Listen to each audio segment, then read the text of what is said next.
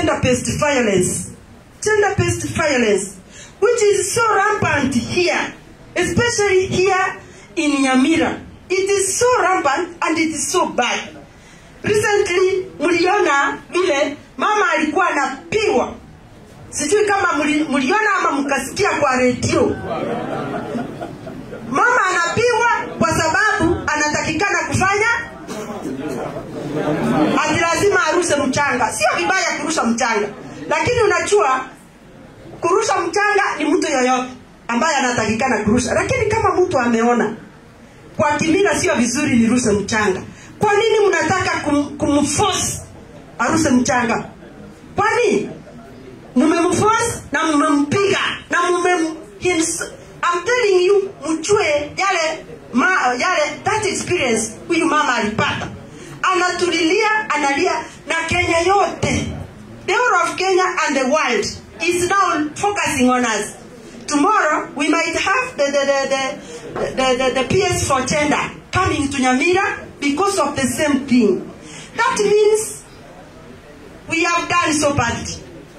On Monday, all the women of Kenya have planned to come here and understand what is happening with the cases. So, watu wangu waki, mahali popote mko, please try to talk to each other. Ambiana, kuna mira ambazo zimepitwa na wakati. Na kama mtu amesema hiyo sifanyi, hiyo ni haki yake. Kila mtu ako na haki. Watu wasione watu wengine hawana haki ya kuishi, hawana haki ya kuongea, hawana haki ya kusema. Kila mtu ako na haki. Na constitution yetu imepatia kila mmoja haki yake ya kufanya. Bora tu asifanye kitu ambacho kina infringe mwingine. Kwa hivyo gender-based violence, nimesikia hata DCC ameniambia kuelekea huko Gachuba huko, kuna wasichana they are being raped.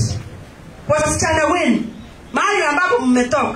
Sasa jiulize, kama mtoto ni wako na kuna lijipapa lingine hapa linakimbiza mtoto yako, lijipapa wale watu ambao ni kwa paya majitu,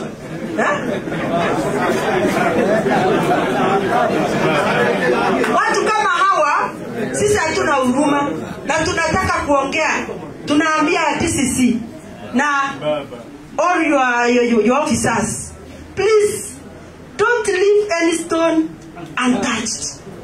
Kwa sababu wale watoto ambao ni wachanga hawajijui, wao wanatakikana kupatiwa haki kwa kulindwa vizuri. Umepatiwa mtoto ulinde na wewe mtoto ndio unamolest. Hiyo ni mbaya. Na mimi mama county mmesikia Kenya yote itakuja hapa, na ikikuja tukikupata hiyo maneno sasa usililie mwingine.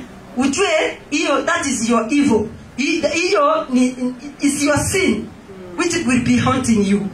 Kwa hiyo kuna mmoja hapo Ikonge Nyangoni. Kuna wengine nianze if I start counting, and this is what we are talking every day. Sasa kwa nini watu wetu hawataki kusikia?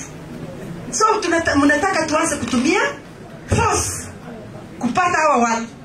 Kwa hivyo mkienda nyumbani please, najua kuna wazee wa makanisa hapa ndani, najua kuna deacons, najua kuna catechists hapa. Mkienda makanisa ongea na watu wenu. Na kama kuna mtu kwa kijiji ambaye hataki kuja kanisa, kazi yake ni uharifu, ambia watu wa nyumba 10. Tuko na watu wa nyumba 10, tuko na clan elders. Sasa wacha hili likuwe jukumu letu sisi sote.